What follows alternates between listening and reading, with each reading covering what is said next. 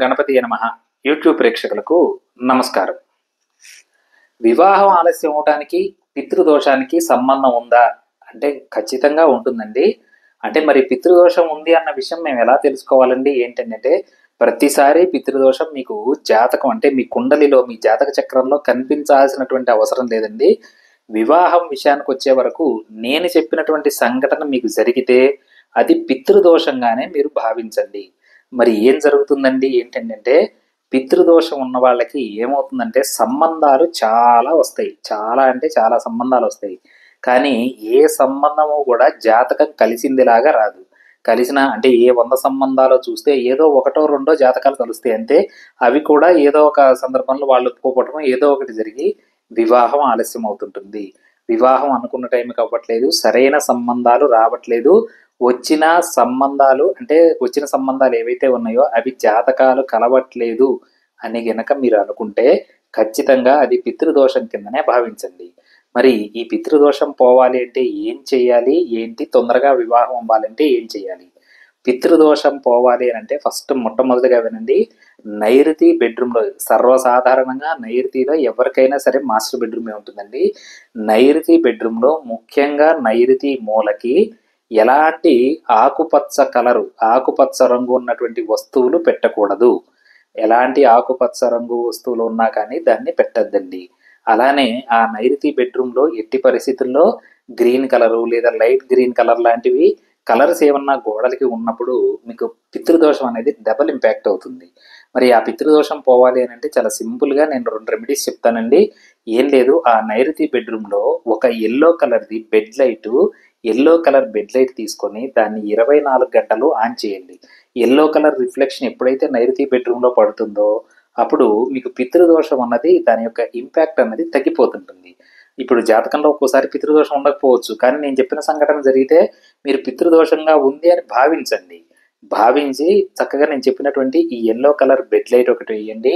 అలానే నేను గులకరాళ్ళది గతంలో 2 సార్లు వీడియో చేశాను. మళ్ళొకసారి కూడా చెప్తున్నానండి.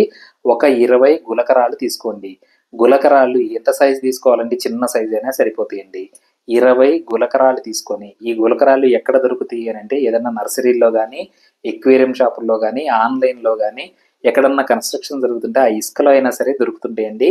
ఈ గులకరాళ్ళు అనగానే ఏదైనా సరే లైట్ క్రీమ్ కలర్ గానీ, వైట్ కలర్‌లో గానీ వచ్చుంటాయి. ఇలాంటి ఒక 20 గులకరాళ్ళు తీసుకొని ఏదన్నా ఒక యెల్లో కలర్ ప్లాస్టిక్ డబ్బా, లేదు అంటే యెల్లో కలర్ ప్లాస్టిక్ మూత ఉన్న డబ్బాలో అయినా సరే 20 గులకరాళ్ళు వేసి మీరు ఉంటున్న ఇంట్లో నైరుతి మూల బీరువా ఉంటే బీరువా లోపల, కప్‌బోర్డ్ ఉంటే కప్‌బోర్డ్ లోపల దాచిపెట్టండి. మరి ఈ గులకరాళ్ళు ఎప్పుడు తీయాలి అన్నది చాలా మందికి అనుమానంగా ఉంది. తీయటం తర్వాత మరి ఇది ఏ రోజు చేస్తే బావుంటుంది ఏంటి అనంటే, ఈ గులకరాళ్ళు పెట్టడానికి ఉత్తమమైన రోజు ఏంటి అంటే అమావాస్య. అమావాస్య రోజు నాడు నేను చెప్పినటువంటి ఈ రెమెడీ చేయటం ద్వారా మీకున్నటువంటి పితృదోషం పోతుంది. ఆ బెడ్ లైట్‌కి పెట్టడానికి మాత్రం ప్రత్యేకంగా తిథి, వార, నక్షత్ర సమయాలతో సంబంధం లేదండి.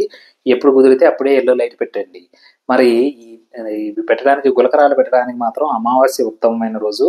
ఒకవేళ అమావాస్య రోజు నాడు గనక కుదరలేదు అని అనుకుంటే, మీ పిల్లలు ఎప్పుడైతే పుట్టారో ఆ రోజు ఏంటంటే మంగళవారం పుడితే మంగళవారం రోజు నాడు, శనివారం పుడితే శనివారం రోజు నాడు, వారం లెక్కలోకి తీసుకోవాలండి. ఆ వారం రోజు నాడు నేను చెప్పినటువంటి ఈ గులకరాళ్ళు తీసి పెట్టండి. సరే గులకరాళ్ళు పెట్టామండి. అటు చేసి ఇటు చేసి వివాహం సెట్ అయిందండి. ఈ గులకరాళ్ళని ఏం చేయాలి? చాలా మందిలో ఉన్న డౌట్ ఇదే. దేనికంటే ఈ గులకరాళ్ళ రెమెడీ వల్ల చాలా మందికి వివాహాలు అవుతున్నాయి. నేను వీలుంటే 1, 2, 3 కామెంట్స్ మీకు ఈ స్క్రీన్ షాట్ మీద కూడా నేను అటాచ్ చేసి చూపిస్తాను. ఎంతమంది కామెంట్స్ కొట్టారో చూడండి. ఈ గులకరాళ్ళు పెట్టిన తర్వాత చాలా మందికైతే వివాహాలు తొందరగా సెట్ అయినాయి. మరి సెట్ అయిన తర్వాత ఆ గులకరాళ్ళని ఏం చేయాలి ఏంటి అంటే, ఇది మీకు ఇంట్లో ఒక శుభకార్యం నెరవేర్చినటువంటి గులకరాళ్ళు. కాబట్టి అడ్డగోలుగా పడేయొద్దండి. ఏదన్నా నదిలో కానీ, బావిలో కానీ వెయ్యండి. నదిలో గానీ, బావిలో గానీ వెయ్యండి. ఎప్పుడు పెళ్లయిన తర్వాత. పెళ్లయిన తర్వాత ఎన్ని రోజుల్లో పెయ్యాలి? ఇన్ని రోజులని లిమిట్ ఏం లేదండి. కొన్ని రోజుల్లో ఒక నెల, 2 నెలల్లో అలా మీరు ఎప్పుడైనా సరే కలిపేయొచ్చు. ఇలా కలపడం ద్వారా ఏమవుతుందనంటే అవి ఒక శుభకార్యాన్ని నెరవేర్చినాయి కాబట్టి వాటిని నదిలో కానీ, బావిలో కానీ వేయటం అనేది ఉత్తమం. ఇలా ఈ గులకరాళ్ళ ద్వారా కూడా మీకేమవుతుందంటే పితృదోషం అన్నది మీకు బాగా తగ్గిపోతుంది. 100% ఉండాల్సిన పితృదోషం ఏ 20% ఉందనుకోండి. మీకు ఈజీగా మ్యారేజ్ అయిపోతుంది. మ్యారేజ్ కోసమే మెయిన్‌గా ఈ ఇష్యూ పితృదోషం పనిచేస్తుంది కాబట్టి ఇలా నేను చెప్పినటువంటి రెమెడీ చేయండి. నమస్కారం.